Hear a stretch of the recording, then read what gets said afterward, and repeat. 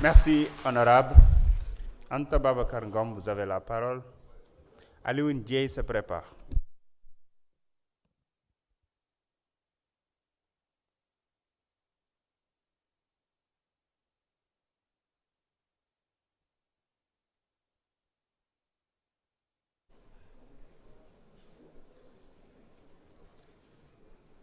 Merci, Président. Asalaamaaleykum mbokki Sénégal. Monsieur le Premier ministre,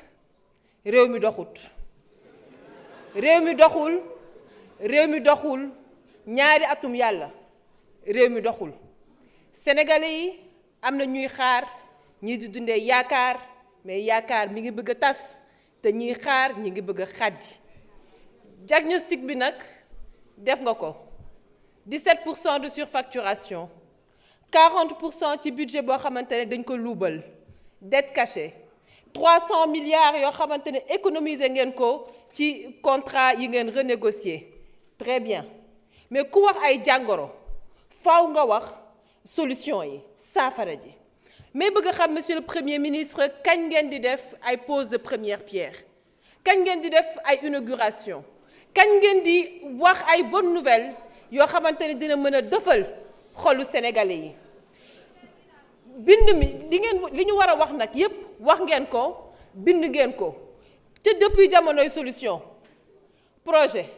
vision Sénégal 2050 plan de redressement wax ngeen lépp bind ngeen lépp mais bu ñuy jëw ci jëf ji monsieur le premier ministre furaas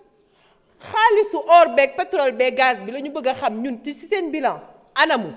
kañ la sénégalais yi di toog di am soxla làmb seen poos faj seen aajo loolu mooy laaj bi jiitu monsieur le premier ministre école yi ñi ngi grève s'il vous plaît. hôpitaux yi ñi ngi grève te kenn umpalewul ne suñu doom yi nekk ci école yi ñoom ñoo ciy souffrir surtout nag ñi nekk classe d'examen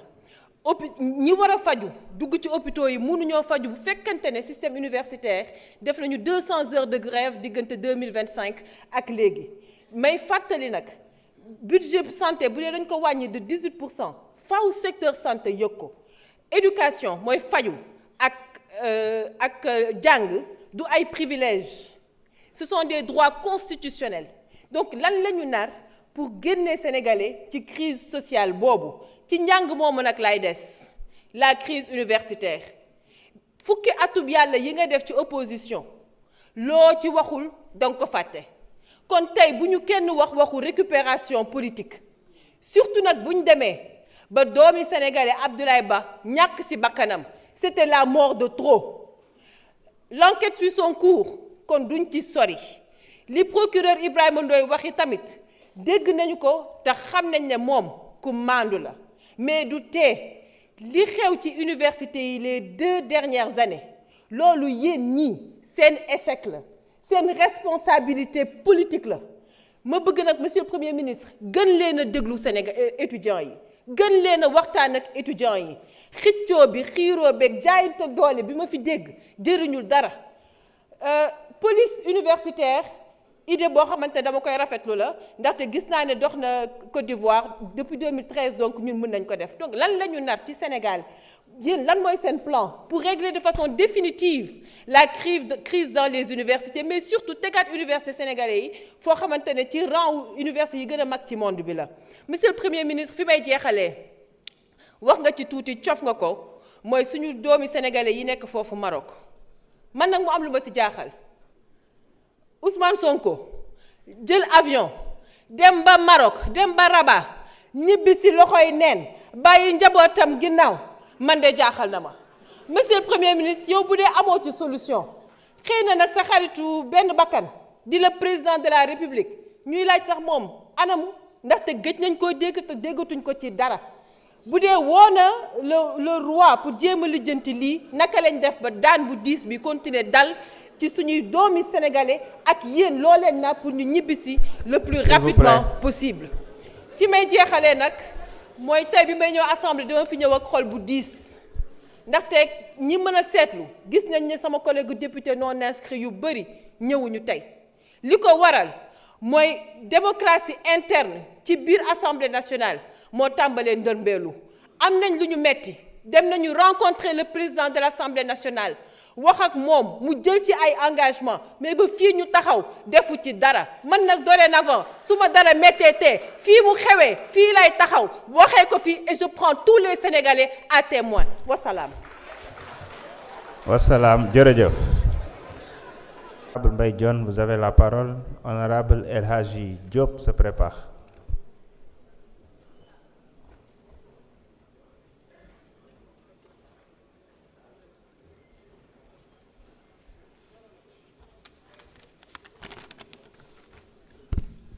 Bonjour, Monsieur le Président de l'Assemblée nationale, Monsieur le Premier ministre,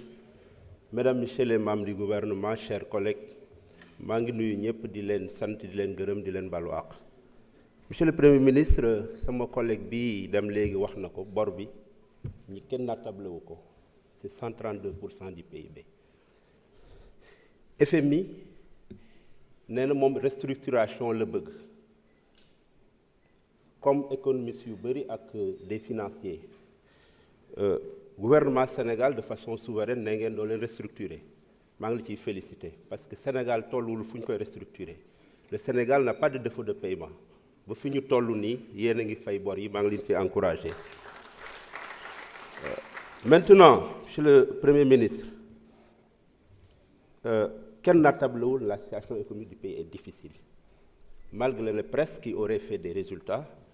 Mais yaakaar naa ne mënoon na def beaucoup plus de résultats bu fekkoon réduire nañ le train de vie de l'État waxoon nga en juin 2025 dinañ supprimer agence yu bari consolider ba véritablement agence yi nga xam ne elles sont budgétivores te amuñu benn utilité naam ngeen fekk ko fi mais ñi ngi xaar vraiment agence yooyu ñu xal kañ lañ koy supprimer. Bi ci des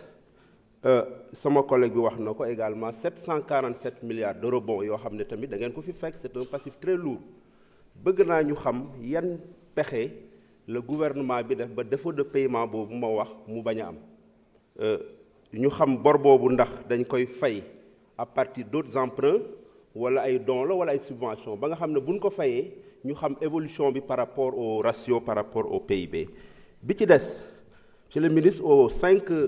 du mois de janvier demoon nga Saloum dem dans les communes de Ndiabel et de Ndiafat ci luuma yi jour boobu ku la gis xam ne situation campagne bi metti na la naqarlu woon nga ko waaye joxe woon nga instruction ne Sonacos dina jënd 450 000 tonnes diggante bi gis naa ne demaat nga Saloum donte visite politique la dans le Guinguinéo est-ce que xam nañu effectivement Sonacos ñaata la jënd parce que man dama gis ne gerte bu bëri malgré mes mesures de levée de restriction am na paysans yoo xam ne mënuñu jaay seen gerte te loolu dafa metti ci ñoom. Bi ci des la dette intérieure maanaam xaalis bi état yoreel entreprise yi secteur privé bi dafa bari mën nañ ci lim lu bari le secteur du BTP le secteur de l'immobilier moo waxee BTP chantier yi les universités gis naa le ministre des infrastructures qui bouge beaucoup je l'encourage. Mais damay gis ne day heurté wu souvent à des résistances parce que entreprise yi dañuy wax buñ ñu fayul du ñu mën a continuer ma bëggoon xam aujourd'hui avec ces difficultés sans oublier le secteur de l'immobilier on me signale que am na bailleurs yoo xam ne dañu louer état seeni immeuble état logé fa seeni agence ça fait 36 mois fayu ñu leen seeni loolu metti na te ñooñu généralement dañuy jël bor ci banque yi. Donc loolu vraiment bëgg naa ñu xoolaat ko sans oublier le passif des sociétés liquidées Socras Cima du Sahel la presse également ba léegi nee nañu amel nañ leen xaalis en parlant de la presse les employés de la RTS ñu ngi lay remercier parce que nee nañu bind nañ ñu bari mais yow rek yaa leen tontu seen crise ñu bëgg nga dimbali leen seen crise ak seen DG ñu régler ko. Bi ci des monsieur le ministre comme wax naa ko dans la loi des finances on a inscrit 2803 milliards pour des investissements wax naa ko ministre de l'économie et des finances et ministre des finances et du budget et ministre de finances et du plan. On ne finance pas des investissements avec des ressources courtes. Les ressources yu ñu am c'est pour fonctionner payer les salaires les dépenses courantes mais aujourd'hui il faut que ñu am des ressources assez structurantes pour mën a financer les infrastructures bañ nga ko ba ériger ce ministère en ministère plein des infrastructures Si elle n'a pas de ressources adaptées, elle ne peut pas financer l'économie et l'économie bloque. Moi, monsieur le ministre, le Premier ministre, je voudrais savoir devant ce tableau, quelle est la stratégie que compte adopter le gouvernement du Sénégal pour le financement des dépenses prioritaires, en particulier les investissements, au moment où notre pays ne peut pas accéder en 2006 au crédit export de l'Union européenne et de l'OCDE, mais également des crédits directs et indirects. C'est ma dernière question, là, la ministre des collectivités. Fan lañ toll ci réforme bi nga xam ne dañu bëgg a consolider les communes en 200 bëgg naa ci am réponse. Je vous remercie. Merci beaucoup. El Hadj Diop.